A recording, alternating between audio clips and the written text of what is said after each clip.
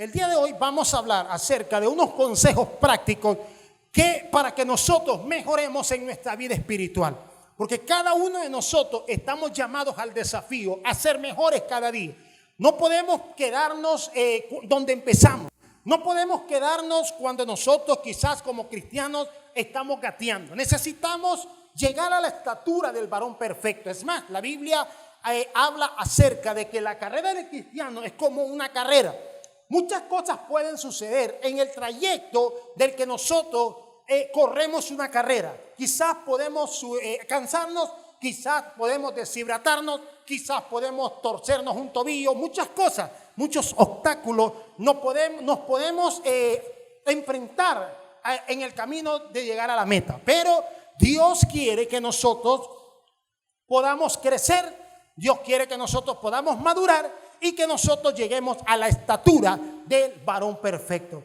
Hay 8 consejos que quiero que lo anote. Voy a pedirle por favor, yo voy a usar la traducción TLA para que usted vaya comprendiendo un poco lo que la Biblia dice. Consejo número 1. Un buen cristiano tiene que estar dispuesto a amar. Allí es la base de todo creyente. La base de todo creyente es la disposición a amar, la disposición a tener amor. Entre estos 3 amores definimos 3 tipos de amores, ya lo sabemos todos. Hay 3 tipos de amores que se definen en el concepto. Número 1, ya todos sabemos que es el amor eros, que es el amor erótico. Este amor está relacionado con el amor que sentimos o la atracción que sentimos física hacia una persona, es decir, el hombre y la mujer. El otro tipo de amor es el amor filial, y este amor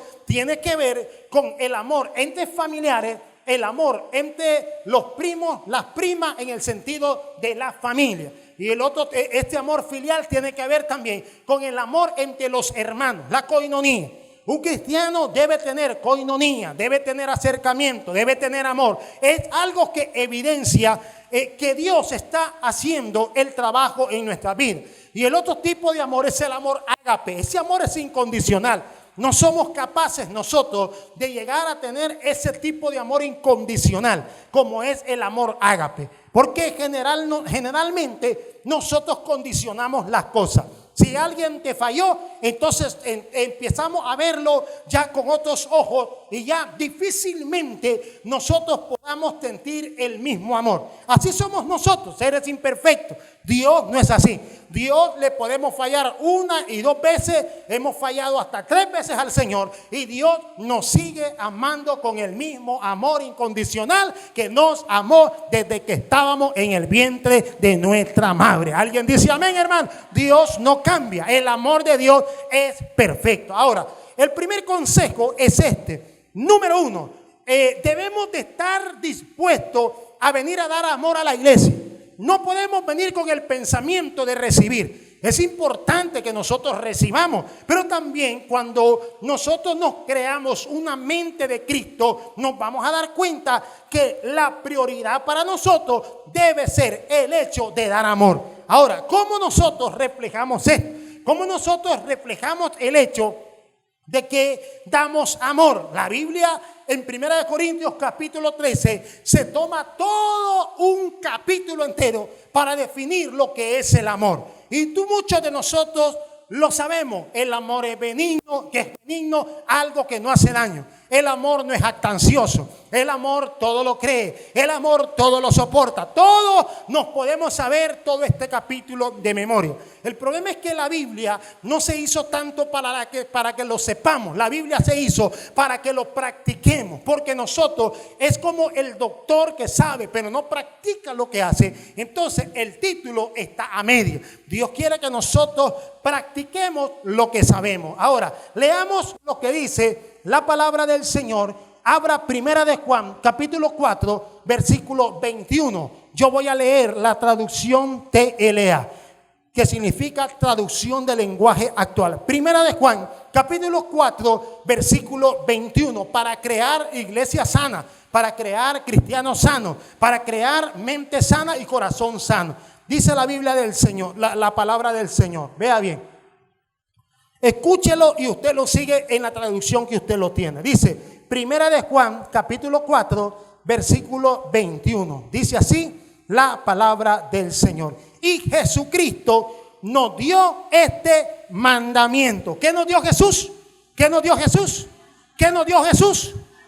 Mandamiento. ¿Cuál es la diferencia entre un mandamiento y una sugerencia? La sugerencia usted la toma o no la toma, lo hace o no lo hace, pero Jesús no da pauta a que nosotros podamos dudar. Él nos da un mandamiento, y el mandamiento de Jesús que Él nos da es que nosotros, que dice la palabra del Señor, nos amemos unos a otros. Vea, el mandamiento de Jesús está en que cada creyente debe aprender a amar a su hermano unos con otros. ¿Usted se acuerda cuál fue el primer asesinato que se cometió en la Biblia? Justamente el primer asesinato vino de la misma sangre, vino del mismo linaje, vino de la misma, del núcleo familiar. Caín miró con recelo a su hermano Abel, y esto lo llevó ¿a qué? A convertirse en un homicida. El primer homicidio que se efectuó efectivamente fue en Génesis capítulo 24. Ahora, ¿cuál es la pauta que Jesús da? Porque Jesús le pregunta a uno de los fariseos y le hace una pregunta directa. Le dice, ¿cuáles son el mandamiento y la ley? Y este hombre desde luego sabía toda la Torá, sabía el Pentateuco, conocía la letra, pero no lo practicaba. El hombre del fariseo le dice, esto dice la palabra del Señor: amarás al Señor tu Dios con toda tu mente, con todo tu corazón, y luego amarás a tu prójimo. Desde luego que este hombre conocía la Biblia, conocía, es más, y podía recitar la Biblia todo el tiempo. Sin embargo, una cosa es que nosotros lo llevemos a la práctica. ¿Qué es lo que nos hace a nosotros verdaderos creyentes? Que nosotros demos lo que tenemos. Nadie da de lo que no tiene. Nadie da de lo que le hace falta. Todos damos de lo que nos puede sobrar. Y para nosotros el hecho de dar amor a los demás, para nosotros el hecho de amar a los demás es amar sin condiciones. Cuando el matrimonio, la esposa hace el juramento con el esposo, le dice: te prometo serte fiel en que en la salud, en la enfermedad, ¿verdad que sí? En la pobreza, en la tristeza. Igual el mandato de Dios para nosotros es que nosotros nos amemos unos a otros como Cristo amó a la iglesia. ¿Cuántos son iglesias aquí en esta noche? Si nosotros somos iglesia, debemos de tener la capacidad de amar. Tenemos que tener la capacidad de ser como Cristo. El que ama lo entrega todo. Diga conmigo, lo entrega todo. El verdadero amor lo entrega todo. Yo se los he dicho, cuando alguien se sienta contigo a escucharte 5 minutos, 10 minutos, 15 minutos de tu tiempo, valóralo, porque esta persona te está demostrando que te aprecia, que te ama, que te respeta. Alguien dice gloria a Dios. Valóralo. Valora las amistades que Dios te ha dado. Valora la familia que Dios te ha dado. Valora, hermano querido, los hermanos que Dios nos ha dado. No somos perfectos, nadie es perfecto, todos cometemos errores. Pero ahí está el desafío de cada uno de nosotros, de amarnos tal como somos, como lo que somos. Somos el cuerpo de Cristo, la iglesia lavada y redimida por la sangre del Cordero de Dios que quita el pecado del mundo. ¿Cuántos dicen amén? Este es el consejo. Ahora, otro versículo que le quiero leer, lo encontramos en Hebreos capítulo 13, versículo 1. Vea lo que dice. Hebreos capítulo 13, versículo 1. Muchos dicen que lo escribió Pablo, otros dicen que fue Bernabé. Bueno, eso yo lo dejo a su criterio. Hebreos capítulo 13, versículo 1. Escuche la palabra del Señor. Lo que nos dice Hebreos capítulo 13, versículo 1. Espérenme que este buscador está lento. Ok, dice así. Dice, Hebreos capítulo 13, versículo 1 dice, vea cómo empieza Pablo su exégesis, o Bernabé, pues no sabemos. El escritor de este libro empieza su exégesis así: ámense siempre. ¿Cuándo? Cuando dice, ámense siempre. Y el hecho de siempre es una actividad continua, es algo continuo. Vea que lo primero que vemos es que Jesús, a través del apóstol Juan, nos da un mandamiento. No es el hecho de que si yo quiero o no quiero. Es el hecho de que si quiero perdonar o no quiero perdonar. La Biblia dice, debes de perdonar. La Biblia dice, debes de amar. Número 1, en el primer consejo para vivir una vida, hermano, saludable, es que nosotros debemos de aprender a amar a los demás con todas y sus imperfecciones. Jesús lo hizo en la práctica. Vea, siempre los unos a los otros como hermanos en Cristo. Versículo 2. No se olviden de recibir bien a la gente que llegue ¿a dónde? A sus casas. ¿Le ha pasado a usted que usted ha llegado a una casa y lo reciben mal? La Biblia dice, ámense unos a otros y también procuren recibir bien a la gente que llegue a sus casas. Hermanos queridos, si podemos traducir esto, lo podemos traducir también en la iglesia. Hay que recibirnos bien porque aquí es la casa del Señor. Amén, hermano. Entonces, este consejo debe ser práctico para nuestra vida. Es un consejo práctico que cuesta que nosotros lo llevemos a la práctica, pero tenemos que hacerlo. Es más, el apóstol Juan baja más allá y dice, en esto conocemos que somos hijos de Dios, en que el amor de Dios está en nosotros. Si el amor de Dios no está en usted, usted no es un hijo de Dios. No lo digo yo, lo dice la Biblia. Y nuestro mayor ejemplo es Jesús. ¿Se acuerda cuando en la última cena de la Pascua estaba Jesús y dijo, el que moje el pan, el que dijo, en este vino es el hombre que me va a entregar? Y todos se quedaron viendo de mala cara. Dice, ¿quién será? ¿Será vos? ¿Será yo? ¿Será yo? Porque usted no sabe por dónde puede venir la cosa. Amén, hermano. Entonces, Jesús no estaba hablando con el sentido de promover entre ellos la discordia. Al contrario, Jesús nos está demostrando su amor. Judas se va en ese momento a negociar, a mercadear el precio de la cabeza de Jesús.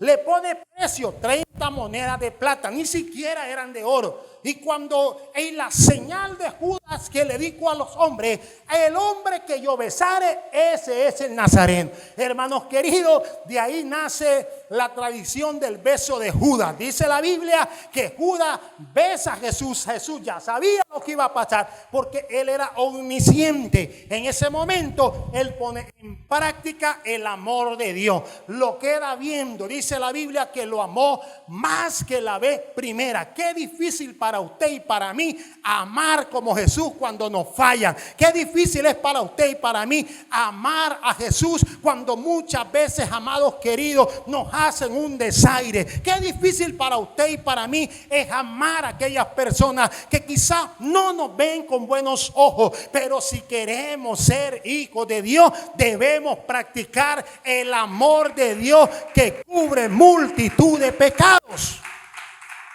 En la traducción original dice, el amor de Dios cubre. ¿Y qué significa la palabra cubrir? ¿Qué significa la palabra cubrir? Espiar.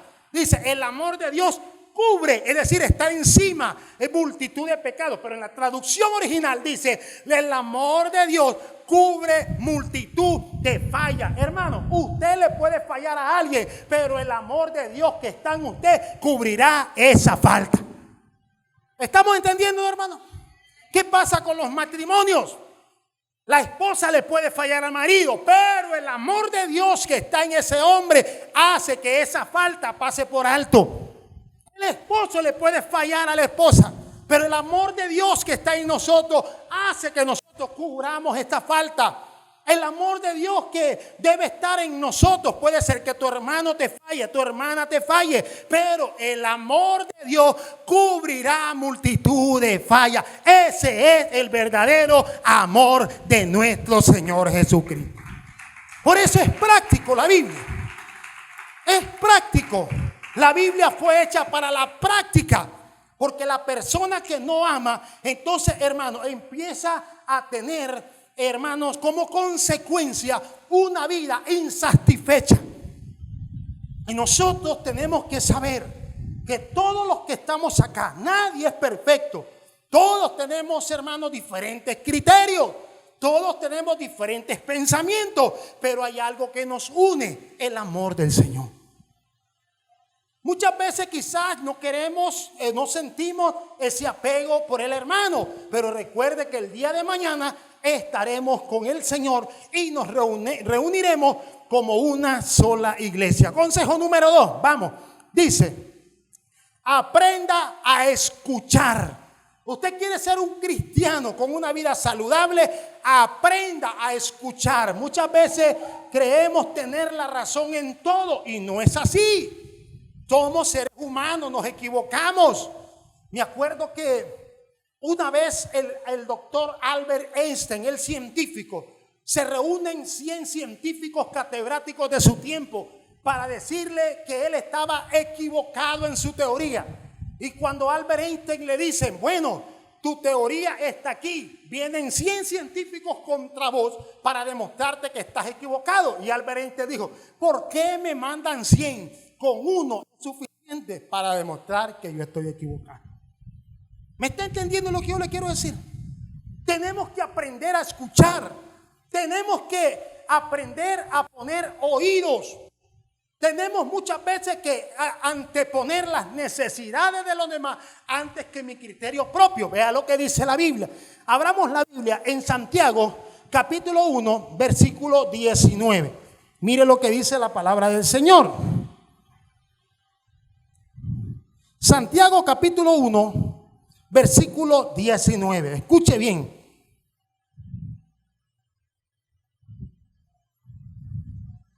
Santiago capítulo 1, versículo 19. Mira lo que dice la palabra de nuestro Padre Celestial en esta versión. Dice lo siguiente. Dice: mis queridos hermanos. Vea qué lindo cómo Pablo se dirigía a la iglesia. Mis queridos hermanos. Qué bonito es que nosotros nos tratemos así. Mis queridos hermanos, pongan atención a esto que les voy a decir. Mira lo que dice: todos deben siempre estar dispuestos a escuchar a los demás. O sea, Pablo dice: mis queridos hermanos, los aconseja, todos ustedes deben de estar dispuestos a escuchar a los demás. Es un arte saber escuchar. Y vea lo que dice: pero no dispuestos a enojarse y a hablar mucho, porque la gente violenta no puede hacer lo que Dios quiere. ¿Y quién es la gente violenta que Pablo está hablando en las cartas pastorales a Santiago? Había un problema en la iglesia que Santiago estaba establecido en ese momento. Había discrepancia entre los hermanos. Había falta de coinonía. No se ponían de acuerdo. Entonces Pablo observa que cada quien defendía su criterio. Y cuando nosotros tomamos esa postura, no escuchamos a los demás. Pero la Biblia dice, el apóstol Pablo nos da la diferencia y el consejo. Nos dice: hermanos queridos, cuando se reúnan, guardemos, hermanos, la postura para escuchar a los demás. No siempre tenemos la razón. Siempre, muchas veces nos equivocamos. Y no solamente dice el apóstol Pablo: y no se enojen. Hermano, usted ha visto personas que usted quiere hablar con él y no pueden entablar una relación porque no lo dejan hablar. En la versión original dice: sean prontos para oír, tardos para hablar. El problema es que hay personas que no te dejan hablar, no te dejan el arte de la defensa. ¿Por qué? Porque se cierran en su propio criterio. Y la Biblia dice: hermanos queridos, prontos ¿para qué? Para escuchar. Si usted se quiere dar cuenta de algo, aprendamos a escuchar. Esposo, aprendamos a oír a nuestras esposas. Hermanos, aprendamos a oír a nuestros hermanos. ¿Cuántos dicen amén? Porque la persona, hermanos queridos, que no está dispuesta a escuchar, difícilmente podrá dar un consejo. difícilmente podrá razonar en lo que muchas veces nos conlleva a nosotros a cuestiones de carácter, de falta de entendimiento. ¿Cómo es que la gente se entiende? Hablando. ¿Por qué pasan la guerra? Porque no hay, hermano, diálogo. Y si lo hay, es porque cada quien va a defender su postura. Y nosotros debemos de aprender que la Biblia nos manda a guardar la paz los unos con los otros. Los unos con los otros. Entonces Pablo dice, para tener una buena vida saludable, debemos de aprender a escuchar. Debemos de ser, hermanos, humildes para escuchar. Pero ahí está el problema. Nos gusta escuchar solo lo bueno, pero no nos gusta lo malo de nosotros. Usted quiere que alguien se enoja, dígale la verdad y se va a enojar. ¿Cuál es la actitud que usted toma cuando alguien lo confronta? ¿Se enoja o simplemente no? Tome una actitud humilde, haga correcciones en su vida. Haga un momento, un acto en su vida. Vea lo que usted puede corregir para mejorar. Eso es un buen hombre y una mujer de Dios que sabe escuchar. Pero no podemos estar cerrados creyendo que siempre tenemos la razón. No. Cuando un hermano hable contigo, date cuenta que es porque le interesa relacionarte contigo. Le interesa arreglar la situación. Le interesa arreglar las cosas. Usted ha visto hermanos que de repente alguien dice, hermano, quiero hablar contigo. No. Eso es lo que manda la Biblia. La Biblia no manda eso. La Biblia dice que nos reunamos y escuchémonos unos con otros. Amén, hermanos. Usted ha visto a las esposas que cuando está enojada con el marido y el marido le quiere, no. Eso es lo que la Biblia manda. No manda eso la Biblia. La Biblia manda que nosotros hablemos, que seamos tardos para oír, para escuchar, lentos para hablar. Esperemos que los demás puedan hablar para que nosotros podamos tener, hermano, ese oído, el arte de escuchar. Mucha gente toma decisiones apresuradas por las emociones que lo envuelven. Y un gran filósofo de la Edad Media llamado Siddhartha dijo lo siguiente: no tomes decisiones temporales por emociones cortas. A veces tomamos nosotros, entonces no podemos, hermano, tenemos que valorar todo. Tenemos que escuchar, tenemos que tener el arte de escuchar, el arte de analizar, el arte de filosofar, de pensar, el arte de saber, hermano, cómo corregir nuestra manera de escuchar a los demás. Amén, hermano. Nuestra manera de darle tiempo, de abrir nuestros oídos. Consejo número 3. Vea el consejo número 3. El consejo número 3 que el apóstol Pablo nos da. Lo encontramos, dice: compartir conocimientos. Primera de Corintios capítulo 12, versículo 8. Usted y yo tenemos que saber que todos necesitamos aprender todos los días. Amén, hermanos. Todos, sin excepción alguna, todos aprendemos algo nuevo todos los días. Es más, nos vamos a morir y no vamos a tener el conocimiento pleno de lo grande que es la vida y el regalo de Dios. ¿Cuánto le dije? 1 Corintios 12:8, ¿verdad? ¿Ah? 1 Corintios 12:8. Ok, mire lo que dice la palabra del Señor. 1 Corintios capítulo 12, versículo 8. Tenemos que, hermanos, compartir nuestros conocimientos. Dios no le da el conocimiento a usted para que usted se lo reserve para usted mismo. Dios le da el conocimiento para que lo comparta con los demás. De esto parte el hecho de que todos en la vida aprendemos algo de alguien. Primera de Corintios capítulo 12, versículo 8 dice: a algunos el Espíritu les da la capacidad de hablar con sabiduría, a otros les da la capacidad de hablar con mucho ¿qué? Conocimiento. Y para tener conocimiento necesitamos capacidad. Y para tener capacidad necesitamos estar seguros de lo que conocemos. El conocimiento que Dios nos ha dado no es para nosotros. En este momento quizás yo estoy compartiendo con ustedes el hecho de que tal vez el Señor nos da el conocimiento de su palabra. Pero para conocer la palabra del Señor necesitamos, hermanos, tener un tiempo devocional, un tiempo de estudio, un tiempo de compartir con Dios primero para compartir con usted. No hay nada peor que alguien o un cristiano que crea que se la sabe toda. No hay nada peor de un creyente que venga y crea que él no necesita aprender de nadie. Cuando usted se hace su propio maestro, usted se está perdiendo. Cristo dijo, un ciego no puede guiar a otro ciego. El mejor maestro está en la Biblia y se llama nuestro Señor Jesucristo. El conocimiento que debemos de tener, compartirlo con los demás, las experiencias. Esto es como alguien que quiere aconsejar a otro sin haber pasado esa experiencia. Una mujer que pudo haber pasado una traición podrá aconsejar a otra mujer porque ya pasó por ese momento.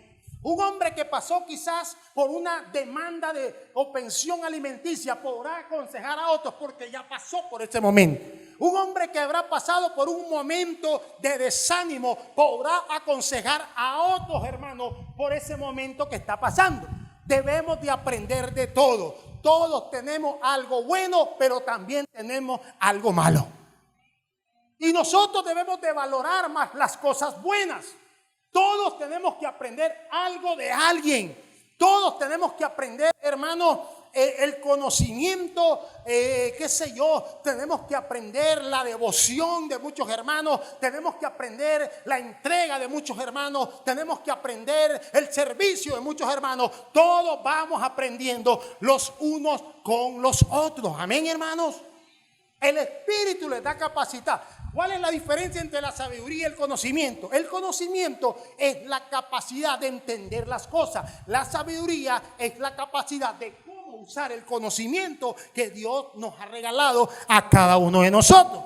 Entonces, vemos, hermanos, que cada uno de nosotros debemos compartir el conocimiento pleno de la vida, de Dios, de la familia. Nosotros no somos seres aislados. Dios está constituyendo un cuerpo. Dios está constituyendo una iglesia. Dios está constituyendo creyentes. Usted se recuerda lo que le pasó a Bernabé. Bernabé, dice la Biblia, que era un hombre elocuente en las Escrituras. Dice la Biblia que Bernabé era un hombre que cuando predicaba con mucho denuedo. Pero ¿cuál era el problema de Bernabé? Estaba por los aguacates. Porque él estaba predicando lo que conocía, sin embargo, no sabía de Cristo. Lo agarró Priscila y Áquila, lo mandaron aparte, le hablaron de Jesús y compartieron el conocimiento de Cristo. Hermanos queridos, usted tiene dones, usted tiene talento, ayúdele a los demás a lograr sus metas, ayúdele a los demás a que sean exitosos. El éxito no solamente es para usted, la bendición no solamente es para usted, es para las personas que nos rodean. Compartamos nuestros propios conocimientos. Amén, hermano. Bernabé estaba fuera de órbita predicando. Era tremendo el hombre, elocuente, tremendo, la Biblia lo dice. Y cuando Priscila y Aquila lo ven, dicen, no, este está predicando, pero está por los aguacates. Este está de aquí al mercado oriental. Porque el conocimiento de Bernabé era poco. Sin embargo, lo agarra Priscila, lo agarra Áquila y le empiezan a hablar. Le dicen, mira, te vamos a enseñar lo que tenés que predicar a Cristo Jesús. Y le empiezan a dar el conocimiento bíblico. ¿Qué pasa con muchos de nosotros? El conocimiento no puede quedarse corto. Si alguien te pide un consejo de la Biblia, dáselo. Si tienes la capacidad. Porque si no estudias la Biblia, ¿qué vas a conocer? ¿Cómo vas a hablar de lo que no sabes? ¿Cómo vas a transmitir lo que no tenés? Amén, hermanos. Amén, hermanos. ¿Qué hace una persona cuando lo contratan para el departamento de venta? Pasa 3 meses ¿en qué? En preparación. 3 meses ¿en qué? Lo pasan, hermanos, en esos 3 meses lo van puliendo. ¿Quiénes son los que lo pulen? Las personas que tienen más conocimiento que él. Así es la iglesia. Dice Gálatas capítulo 6, vosotros que sois espirituales, cuando encuentran a un hermano en una falla, amonéstelo. La palabra amonestar significa llamar la atención. Búsquelo en el original. Y la palabra llamar la atención, vea, Pablo usa dos palabras. Llámele la atención, amonéstelo, pero con amor. Nosotros amonestamos sin amor. Eso es falta de conocimiento. Porque la orden de Pablo es, si lo encuentras en una falta, amonéstalo, pero amonéstalo con amor. ¿Qué significa esto, hermano? Vení, hermano, ¿qué está fallando en esto? Hablar con dulzura. Y Pablo era un hombre tosco. Y Pablo, según dicen los eruditos, era un hombre directo. No tenía tamaño, pero el hombre era encendido. Pero Dios lo transformó. Dios lo renovó. Yo no creo en esos cristianos que dicen, es que yo soy así, nadie me cambia. Estás perdido, estás equivocado. Porque el apóstol Pablo era un hombre que se le salía, hermano, el enojo hasta por los oídos.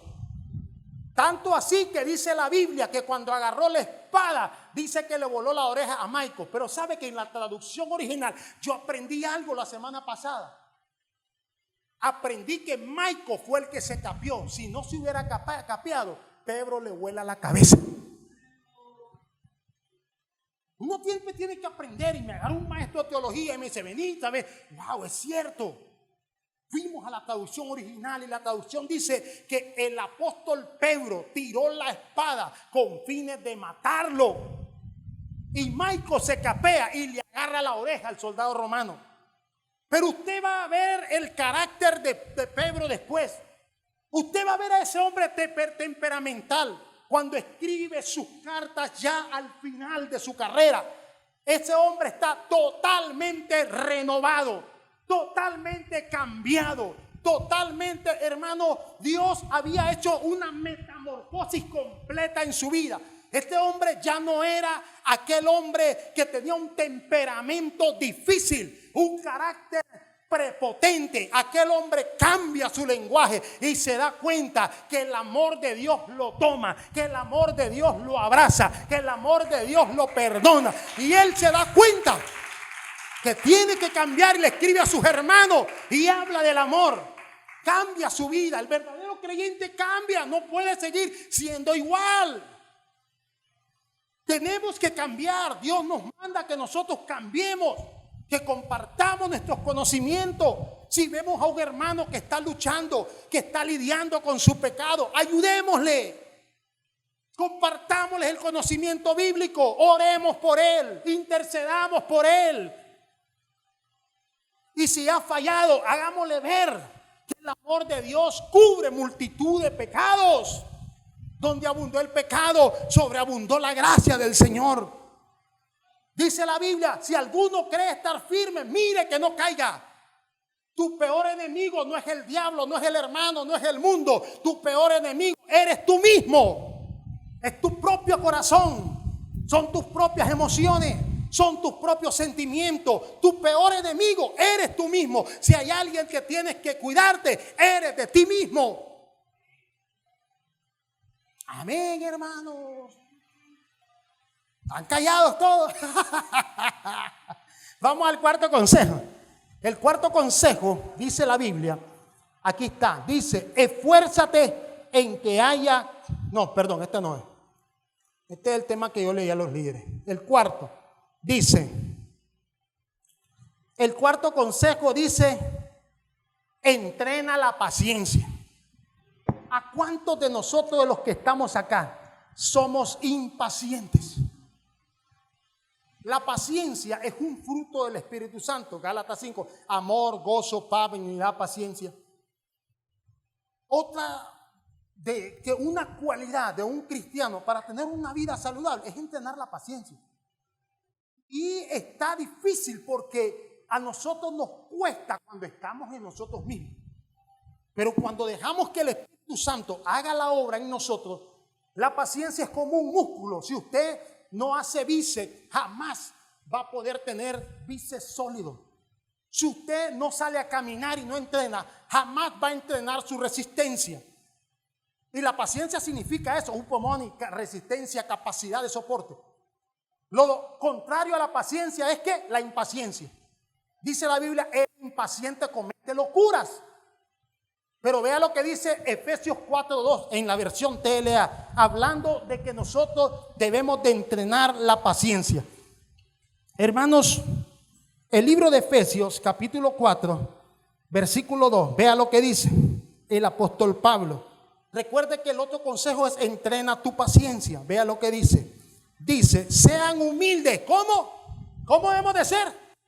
Sean humildes. Ve otro lenguaje de Pablo. Amables y pacientes. Y bríndense apoyo por amor los unos y los otros. Versículo 3. Hagan todo lo posible por vivir en paz para que no pierdan la unidad que el Espíritu les dio. ¿Qué pasa cuando hay lugar donde no hay paz? Se rompen los esquemas. Hermano, el apóstol Pablo en toditas las cartas paulinas habla de ser humilde, habla de ser paciente y habla de tener amor. Y Pablo lo tuvo que aprender, porque cuando se llamaba Saulo de Tarso, sus manos se mancharon de sangre. Cuando él consintió que mataran a Esteban, cuando él consintió que secuestraran a los cristianos, cuando él, hermano, hizo cartas para el rey para que le diera permiso para secuestrar y matar a los cristianos. O sea, ese hombre, dice la Biblia, que el apóstol Pablo, sus dientes crujían de odio contra los cristianos. Y ese hombre que odiaba a los cristianos, ahora lo ama. ¿Quién es el único que puede hacer esto? Cuando usted tiene algo contra su hermano, cuando usted tiene odio contra su hermano, ¿quién es el único que puede cambiar esto? El Espíritu Santo de Dios, el único que puede renovar nuestro corazón. Cuando usted no se lleva bien con su familia, ¿quién es el único que puede traer paz? Y el apóstol Pablo dice, ámense los unos a los otros, sean humildes. Lo primero que Pablo dice, sean humildes. Para lograr todo en la vida, lo primero que tenemos que tener es humildad. Y la palabra humildad, ¿te acuerdas qué significa, Nelka? ¿Qué significa humildad? A usted lo oyeron en el instituto. Es bajarse de la grada. Así es. La palabra, está filosa la palabra humildad significa bajarse. Para ser humildes necesitamos bajar un peldaño, bajar la cabeza. Y la gente dice, no, es que yo no soy tonto, es que no es cuestión de tonto. Es cuestión de humildad. Es cuestión de que quieres la paz con el hermano porque lo aprecias. No te conviene meterte en una zona de guerra, de dime quién te diré, quién tiene la razón. Porque la humildad lo que hace es valorar al hermano. Es valorar el amor entre hermanos. Por eso la Biblia dice, y procuren conservar la paz para que el Espíritu de Dios no se quite en medio de ustedes. La procurencia de esa paz, ¿de quién depende? ¿De Dios o de nosotros? ¿De quién depende? ¿De Dios o de nosotros? De nosotros. ¿De quién depende que haya paz en un hogar? ¿De Dios o de ustedes? Mira, usted va a ver hogares donde no hay paz, donde el marido a un lado, la esposa a un lado y en medio el diablo roncando ahí en medio de los dos. Necesitamos paz. Y el apóstol Pablo dice, sean humildes, sean amables, dice Pablo. Sean pacientes los unos con los otros. Hermano, entrenemos nuestra paciencia. Tenemos que tener paciencia con nuestras esposas, que venimos al culto y se cambian como 5 veces y no se deciden cuál es el vestido que tienen que ponerse. Tenemos que ser pacientes con nuestros hijos, que van arrastrados en las notas, pero nuestra paciencia es orar por ellos para que Dios les dé sabiduría y les sirvan al Señor. Tenemos que ser pacientes con nuestros hermanos. Tenemos que ser pacientes con nuestro prójimo. Y el hecho de ser paciente es la capacidad de soportar. Eso es paciencia.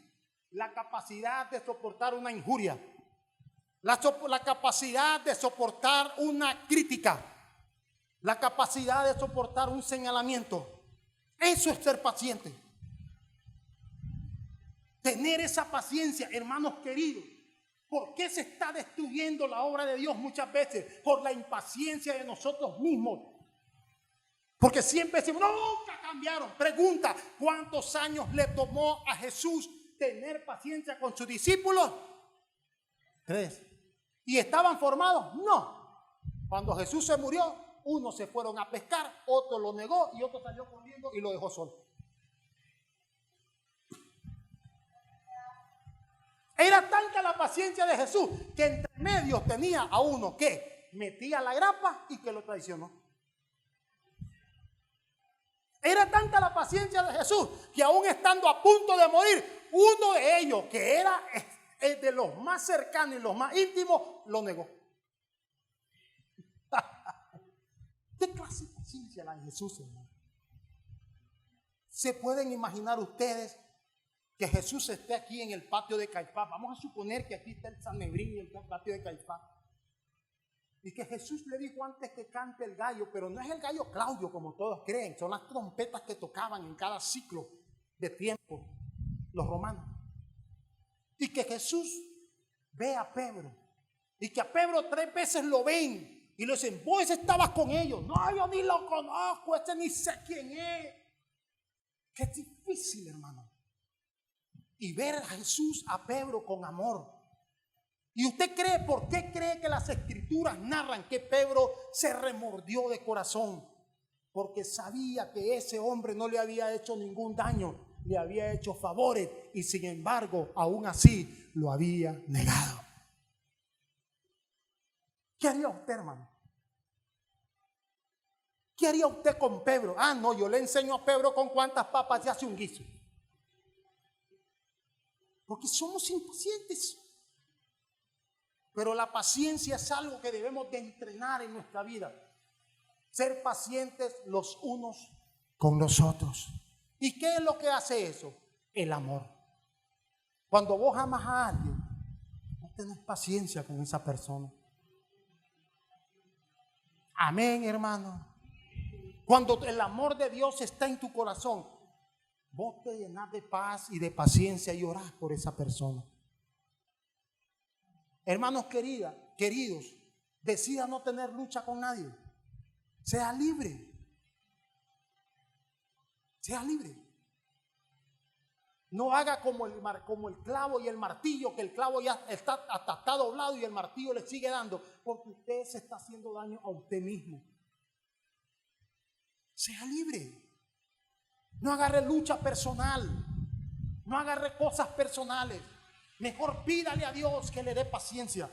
Mejor pídale a Dios que le dé tolerancia. Mejor pídale a Dios que le dé la capacidad de resistencia. Porque lo que usted y yo soportamos no es ni siquiera la sombra que soportó nuestro Señor Jesucristo y los primeros cristianos de la iglesia primitiva. ¿Qué haría usted, hermano, si a usted le tocara pasar lo que pasaron los apóstoles? No aprueba. No llegamos a la meta. Esos hombres sí tienen la facultad de hablar de lo que ellos vivieron. Pero nosotros, o a usted lo apedrean por predicar de Cristo en la esquina. Más bien le hace barra, está predicando y hay gente va pasando, gloria a Dios, aleluya. A estos hombres los apedrearon, los traicionaron, les dieron filo de espada. ¿Cuántos dicen gloria a Dios, hermano? El otro consejo, ya vamos ahí. El otro consejo dice, esfuérzate en que... No, pero ya siempre se me cruza. El otro consejo dice, trabaja en... el otro consejo número 5, trata a todas las personas por igual. Trata a todos por igual. No te creas superior a otros. No te creas como Nabucodonosor. Trata a todos por igual, sin importar el puesto económico, el puesto intelectual. En la iglesia siempre va a haber gente, unos que tienen más y otros que tienen menos, y otros que no tienen nada. Es parte de la sociedad. En la iglesia siempre va a haber gente preparada y gente que no es preparada. En la iglesia va a haber siempre personas que tienen estudios superiores y otras que no los tienen. En el cuerpo de Cristo no es así. En las instituciones empresariales contratan a las personas que tienen especialidades en estudios, les piden sus currículum, miran el peso que tienen y los contratan. Pero en la obra de Dios no es así. En la obra de Dios todos nos vemos de ver por igual. A la medida del hombro, no por debajo del hombro. Ahora, vea lo que dice Romanos capítulo 12, versículo 3. Romanos capítulo 12, versículo 3. Miren. Es que la palabra del Señor nos habla, ¿verdad? Amén, hermano. Romanos capítulo 12, versículo 3, en la versión TLA. Usted lo ha escuchado en su Biblia, pero vea lo que dice aquí. Dice, Dios en su bondad me nombró apóstol y por eso les pido que no se crean mejores de lo que realmente son.